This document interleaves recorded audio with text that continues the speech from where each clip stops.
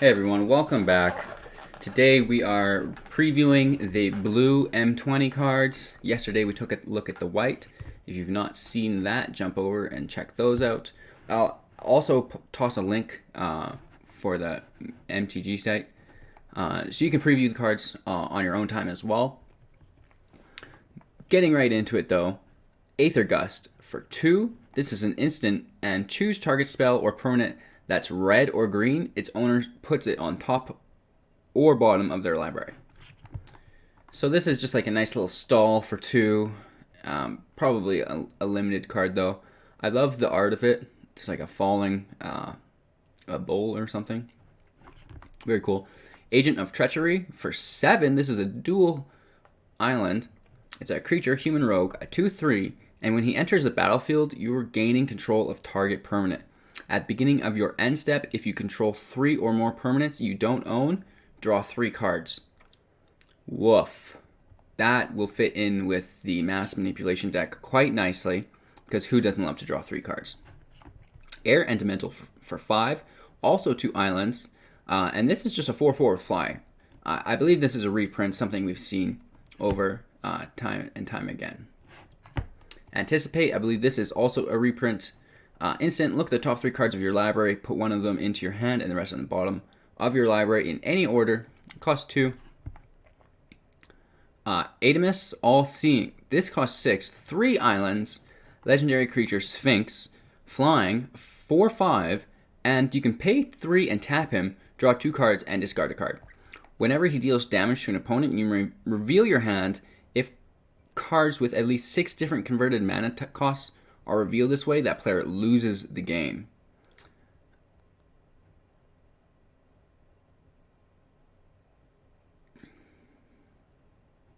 Woof. So it'd be pretty hard to... You're going to need the unlimited hand size card with that as well. Befuddle for 3. Target creature gets -4/-0 until end of turn. Draw a card. So a nice little stall. He still stays on the battlefield, which is a bummer. Bone to Ash, another reprint for 4. Counter target creature spell. Draw a card. Boreal Elemental for 5. This is new.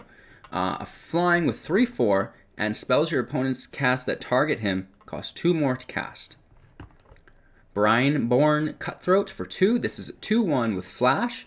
And whenever you cast a spell during an opponent's turn, put a counter on the Cutthroat. So that's pretty cool. Captivating Gyre.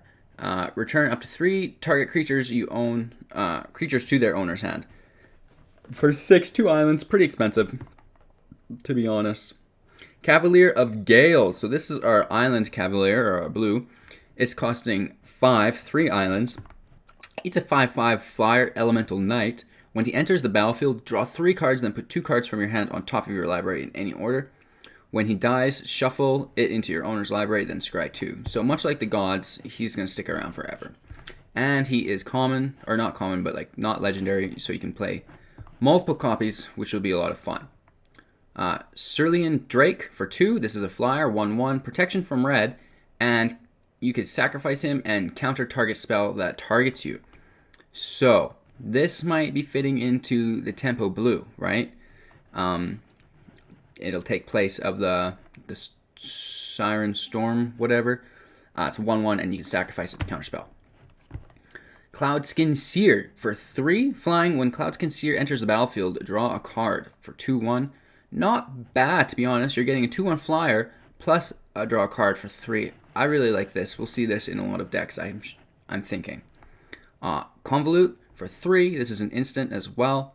Counter target creature spell unless its controller pays 4. So that is like a very, very large spell pierce. Drawn from Dreams for 4. This is 2 islands. Sorcery. Look at the top 7 cards of your library. Put 2 of them into your hand. The rest on the bottom of your library in any or in a random order.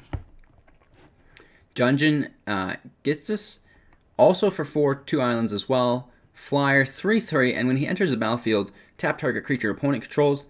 That creature doesn't untap during its controller's untap step for as long as you control the Dungeon Geist. That is aggressive. You can basically lock something out and have a 3/3 flyer for 4. Very cool. I like this as well. Fairy Miscreant for 1. This is a flying for 1/1. When he enters the battlefield, if you control another creature named the Fairy Miscreant, you draw a card. I'm not sure we're going to see a lot of this. Flood of Tears for 6, 2 islands. Return all non-land permanents to their owner's hand. If you return 4 or more token permanents, non-token permanents you control this way, you may put a permanent card from your hand onto the battlefield. A little expensive, to be honest, but if it was your finishing move, I'm sure it would work really good. Fortress Crab for 4, 1/6. Frilled Sea Serpent, this is a reprint for 6, and he can't be blocked this turn if you pay 7. He is himself a 4/6.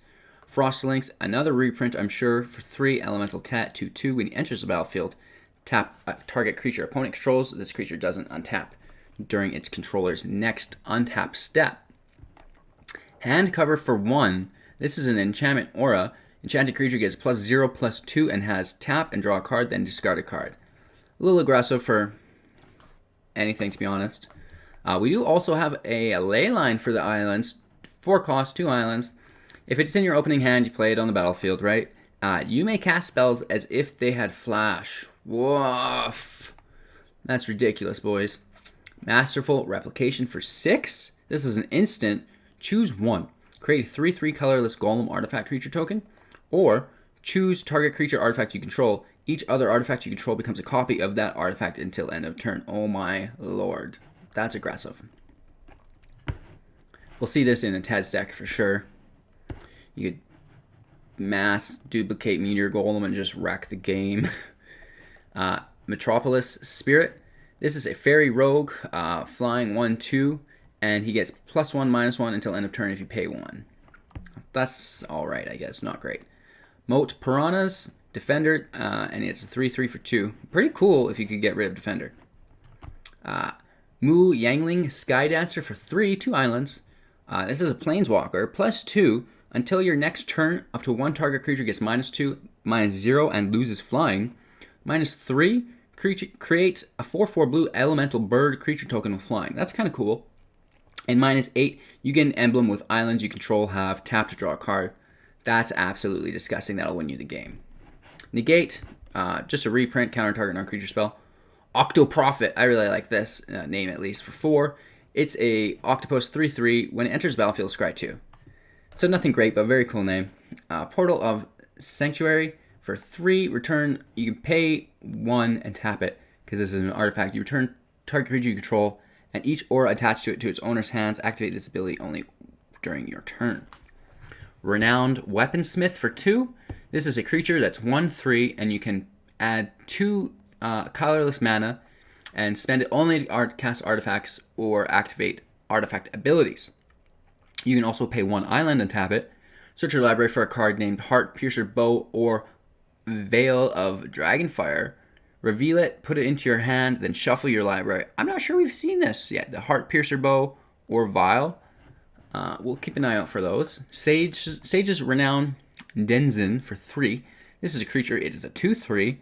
And whenever a blue creature enters battlefield under your control, target player puts top 2 cards of their library into the graveyard. So this is a nice mill card.